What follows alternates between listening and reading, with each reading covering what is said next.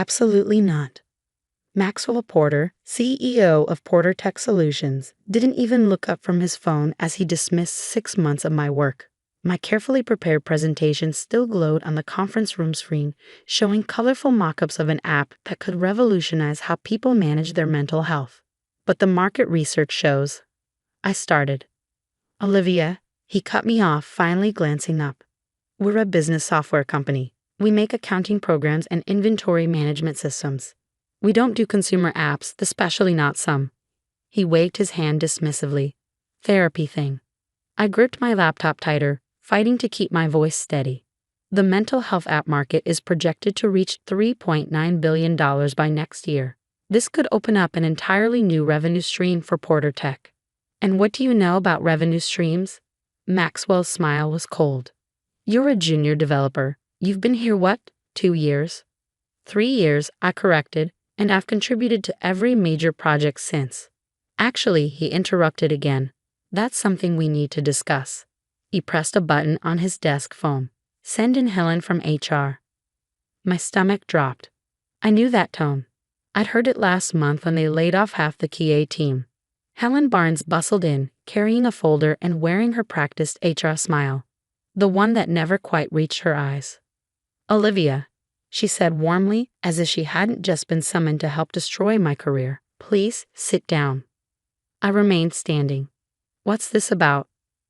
Maxwell leaned back in his chair, suddenly looking almost pleased. In light of recent budget constraints and your, let's call it unauthorized use of company time to develop this app idea, we're making some changes to your role.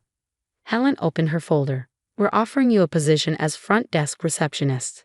Same benefits, though naturally there will be an adjustment to your compensation. The rest of her words faded into background noise as I processed what was happening.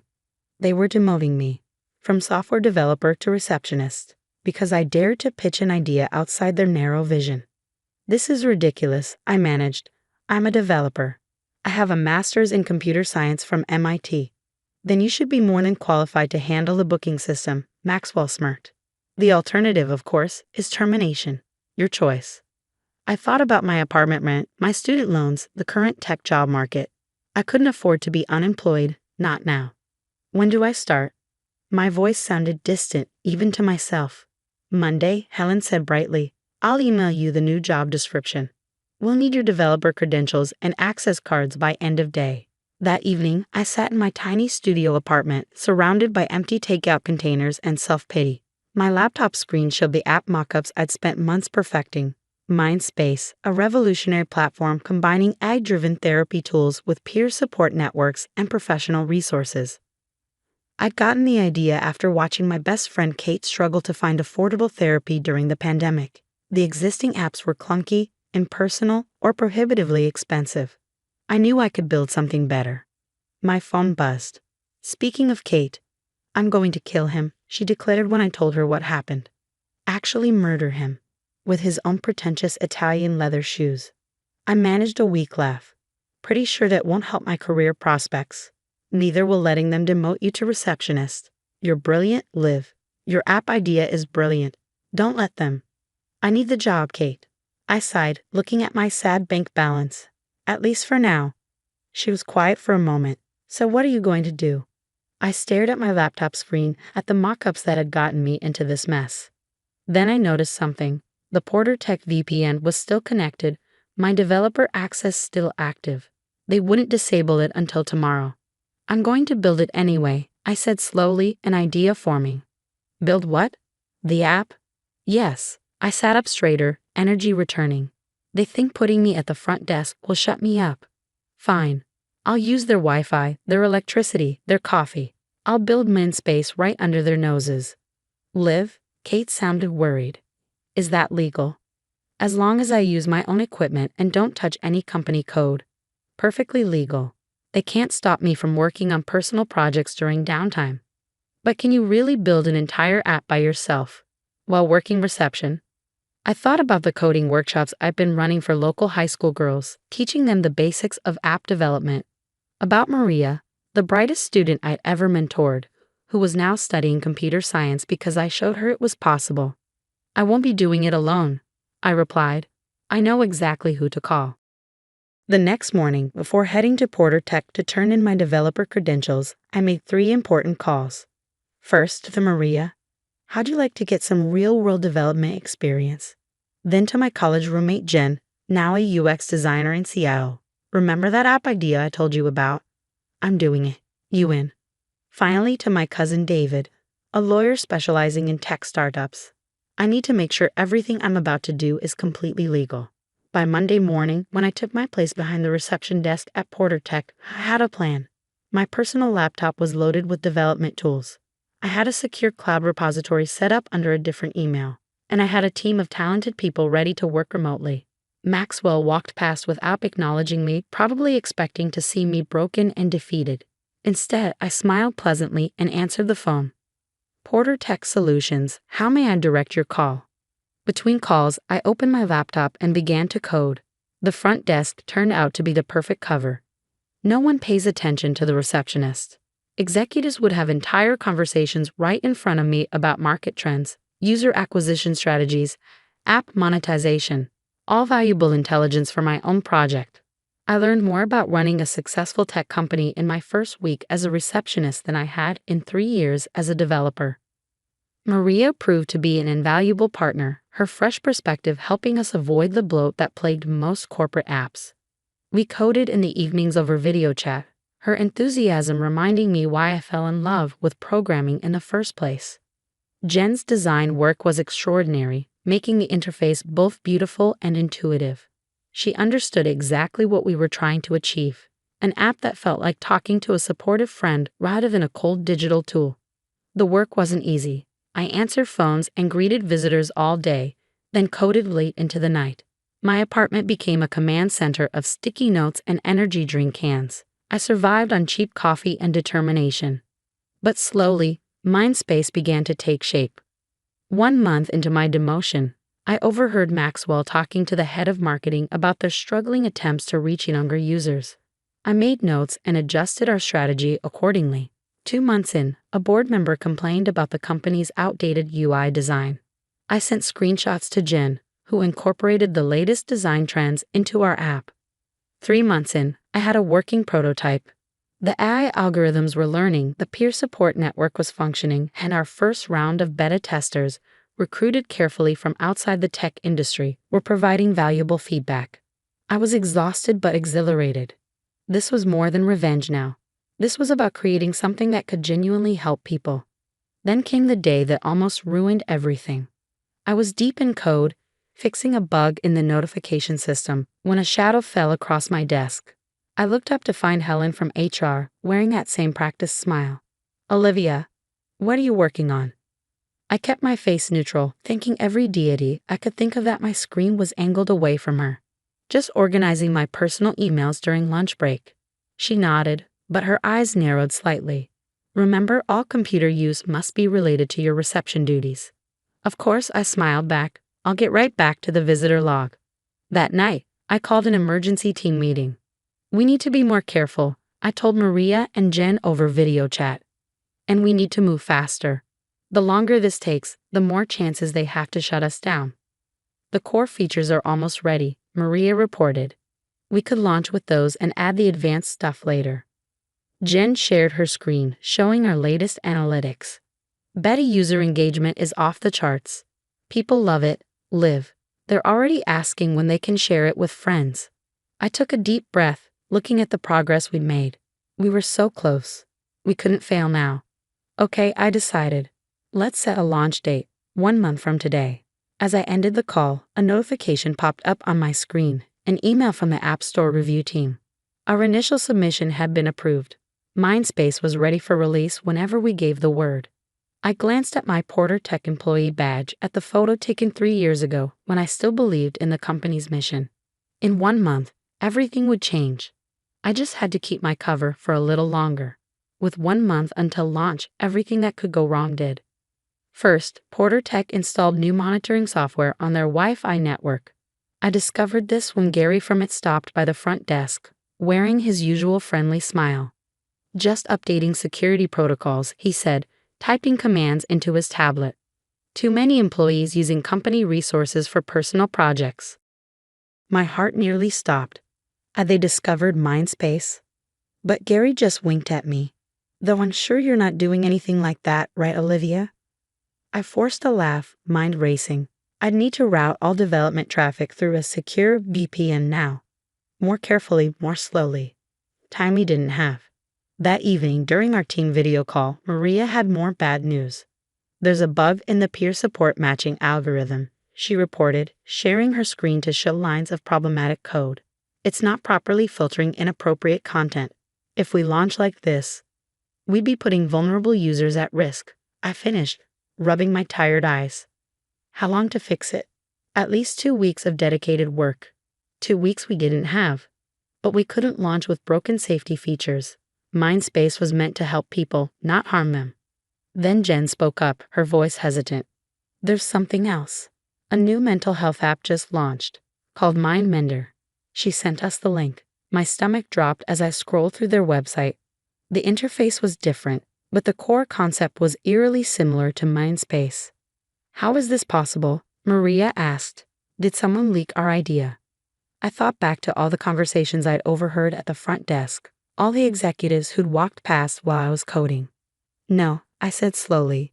But Porter Tech's offices are full of people who saw my presentation. The next day, I paid closer attention to office gossip. It didn't take long to confirm my suspicions. Maxwell Porter's nephew had just launched a startup, a mental health app startup. They hadn't just rejected my idea. They'd stolen it. During lunch break, I did some digging. MindMender had raised $2 million in seed funding. Their launch was being covered by major tech blogs. And their founder, James Porter, was being hailed as a visionary entrepreneur. I wanted to scream. Instead, I called David my lawyer cousin. Can they do this? I demanded. Just steal my idea. Ideas aren't copyrightable, he reminded me gently, unless you can prove they used your actual code or designs. Which I can't, because they just took the concept. I slumped in my chair. So what do I do? Build something better, he said simply. You've been working on this for months. You understand the problem deeper than someone who just copied an idea. Use that. He was right. MindMender was sleek but superficial. Their AI responses were generic. Their peer support system was basically just a chat room. They'd built what they thought people wanted, not what people actually needed. That night, I gathered the team. Change of plans, I announced. We're not rushing to launch anymore. We're going to take the time to do this right. We spent the next week refining every feature. Maria rebuilt the matching algorithm from scratch, making it smarter and safer. Jen redesigned the interface to be more intuitive, more human. I worked through lunches, stayed late after my reception shift, coded through weekends. My apartment became a cave of coffee cups and takeout containers. Kate started dropping off actual meals, worried I'd get scurvy. You need to take care of yourself, she insisted. Isn't that what your app is all about?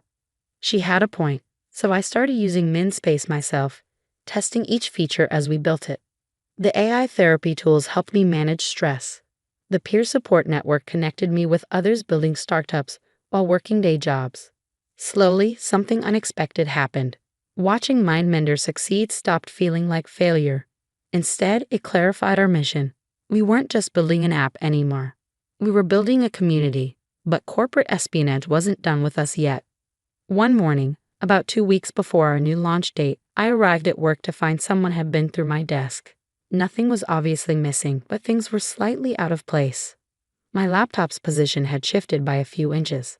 I checked the security footage from my phone's hidden camera, installed after Helen's warning visit. At 3 a.m., a figure had entered the lobby using an executive key card. They'd spent 20 minutes going through my desk drawers. The image was grainy, but I recognized the way they moved. James Porter, the MindMender founder, Maxwell's precious nephew. They were getting nervous. That night, I moved all our code to a new repository, changed every password, and activated two-factor authentication on everything. Then I did something risky. I left my work laptop in my desk drawer, with a special surprise installed. Sure enough, the next night, James returned. This time, my hidden camera caught him copying files from my laptop onto a USB drive. What he didn't know was that the files were decoys. Fragments of code that looked like Mindspace but wouldn't actually work. And buried in those fragments was a digital signature, proof that he tried to steal our work. Insurance, just in case. But we still had bigger problems. The deadline was approaching, and our budget was running dangerously low. We'd been funding everything ourselves, my savings, Jen's freelance work, Maria's tutoring money. Then came the investor call that changed everything. I was manning the front desk, trying to fix a bug in our notification system, when a woman walked in. Early 50s, sharp suit, the kind of confident presence that made everyone else in the room sit straighter. "I have an appointment with Maxwell Porter," she announced. I checked the calendar. Dr. Sarah Chen. "From Horizon Ventures?" She nodded, and I felt my heart skip. Horizon Ventures was one of the biggest players in health tech investment. As I called up to Maxwell's office, I noticed Dr. Chen glancing at my laptop screen. I quickly minimized my code window, but not before she raised an eyebrow. "Interesting architecture," she commented. "Building something." Before I could respond, Maxwell burst out of the elevator, all smiles and handshakes. "Sarah, wonderful to see you. Let me tell you about some exciting opportunities." They disappeared into the conference room, but not before Dr. Chen gave me a final, thoughtful look. That afternoon, after they finished their meeting, Dr. Chen stopped by my desk. "That looked like a therapy application you were working on," she said quietly, "with some unique security implementations I haven't seen before." I hesitated, then decided to take a risk. "Would you like to see more?" For the next 15 minutes, I showed her Mindspace, the learning algorithms, the sophisticated content filtering, the peer support network that matched users based on shared experiences rather than generic categories. "This is impressive," she said finally, "especially for someone working from a reception desk." She handed me her card. "Call my office tomorrow. Let's talk properly." That night, I barely slept. The next morning, I called Horizon Ventures from my lunch break. Dr. Chen didn't waste time with small talk. "Your app solves problems I didn't see addressed in your competitor's product. Problems that tell me you actually understand this market." "You mean MindMender?" I tried to keep the bitterness from my voice. "Ah," she paused. "You know about that situation." "Situation. James Porter has been pitching us for additional funding, but his numbers aren't good. User retention is abysmal. Turns out copying an idea isn't the same as understanding it." My heart raced. "Are you saying?" "I'm saying I'd like to discuss investment, real investment in a team that knows what they're doing." I gripped the phone tighter. "Even though I'm just a receptionist?" She laughed. "Honey, I started my first company from my car while working as a parking attendant. I know potential when I see it." The meeting was set for the following week, but first we had a major problem to solve. That evening during our team call, I broke the news. "We can't take investment while I'm still working here. It's a conflict of interest, possibly even a legal issue." "So quit," Maria said, as if it was the simplest thing in the world. "And risk them coming after us legally, claiming I developed it on company time?" "Actually," Jen interrupted, "I have an idea about that." Her plan was audacious, risky, and absolutely perfect. "It's going to take perfect timing," I warned. Maria grinned. "When has that ever stopped us?" We spent the next week preparing everything. Every detail had to be perfect, because we weren't just launching an app anymore. We were setting a trap. And Maxwell Porter was about to walk right into it. The morning everything changed started like any other at Porter Tech's front desk. I answered calls, greeted visitors, and secretly checked our app's pre-launch metrics. Mindspace was ready. Our code was perfect, our security was ironclad, and our small army of beta testers was eager to spread the word. But timing would be everything.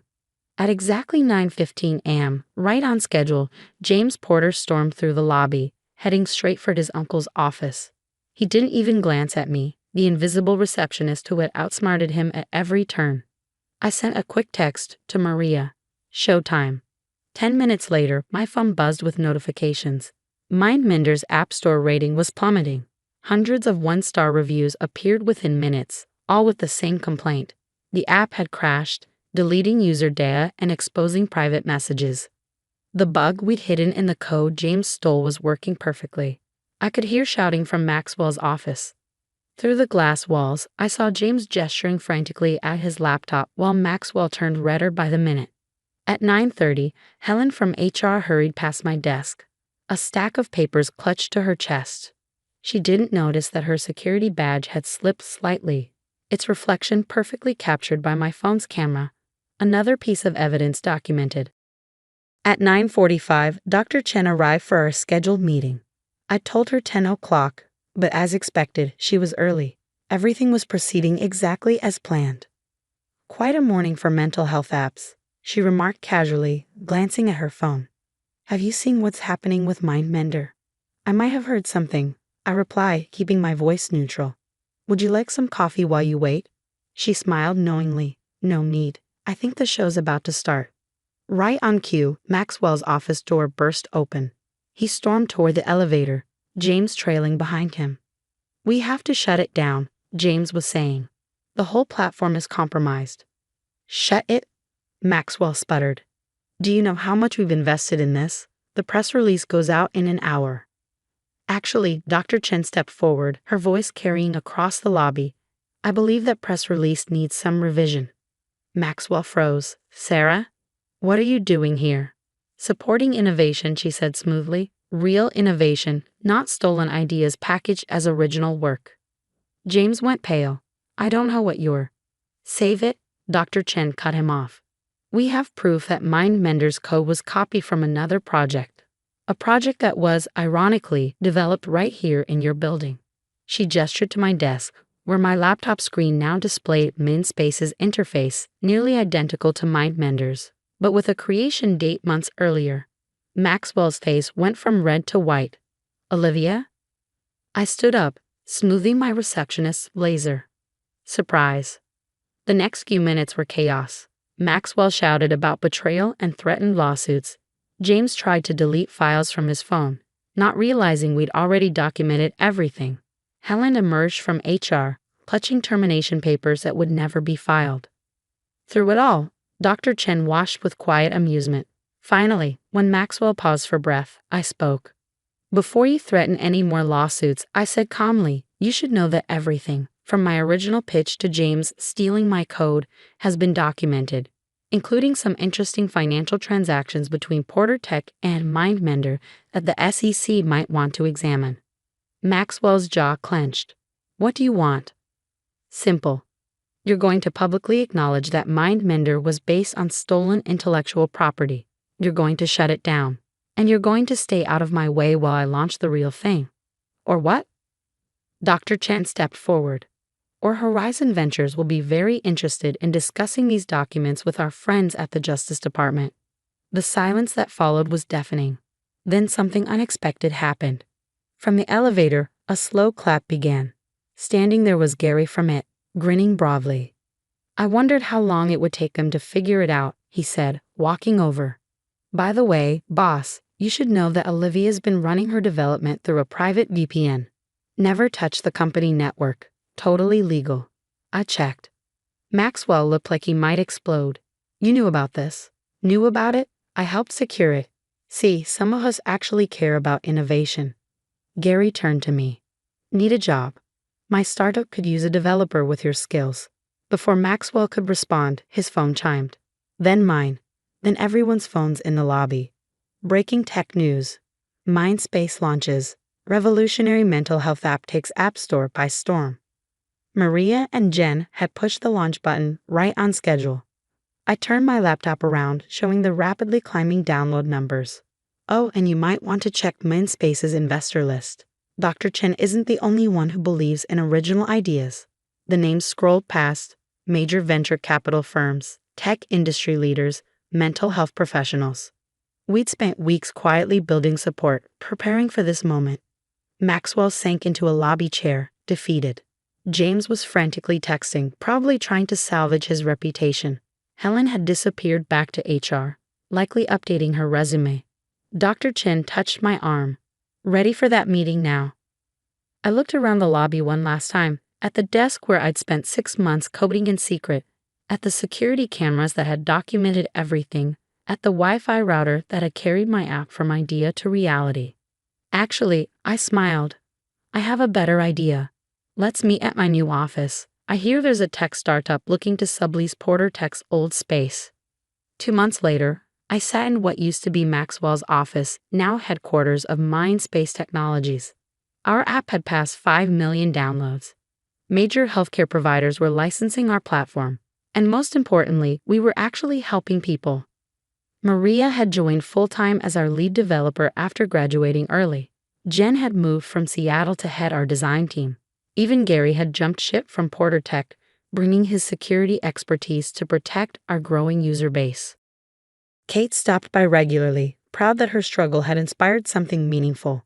"Just promise me one thing," she said during one visit. "Never get so successful that you forget why you built this." I pointed to the front desk visible through my office window. It was empty now, but I kept it as a reminder. "That's why the desk stays," I told her. "To remember that great ideas can come from anywhere, even from someone everyone else ignored." Porter Tech's stock had taken a hit after the Mindmender scandal. Maxwell stepped down as CEO, though the press release called it a planned retirement. James had disappeared to some startup incubator in Singapore. But I didn't care about revenge anymore. We were too busy building something that mattered. My phone buzzed. A message from Dr. Chen. Our latest funding round had closed. The numbers made my head spin. As I looked out over the city skyline, the same view Maxwell used to enjoy, I opened MinSpace on my phone. Our mission statement shimmered on the screen. Everyone deserves to be heard. I thought about all the nights coding in secret, all the carefully laid plans, all the people who believed in us when we were nothing but an idea and some borrowed Wi-Fi. Sometimes the best revenge isn't destroying your enemies. It's building something so amazing that they're forced to watch from the sidelines, knowing they could have been part of it. My desk phone lit up, our new receptionist letting me know my next appointment had arrived. A young developer with an idea she wanted to pitch. "Send her in," I said, clearing my schedule. After all, you never know where the next great idea might come from, even if it comes from someone sitting at the front desk, quietly changing the world.